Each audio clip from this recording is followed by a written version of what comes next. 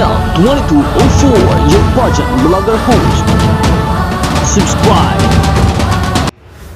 Magandang araw Pilipinas and good day pageant lovers! Nagsama in one frame sina Miss International Queen USA Cataluna Enriquez and Miss International Queen Philippines Sofia Arcangel.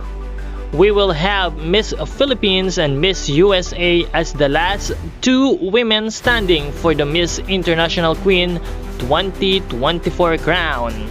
Aminin natin na sobrang lakas din ni Miss USA and super consistent when it comes to performances sa MIQ 2024 competition.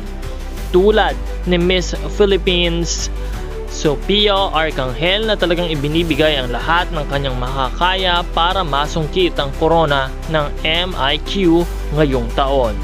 Now at this point, sino para sa iyo ang nais mong magwagi ng corona sa Miss International Queen 2024?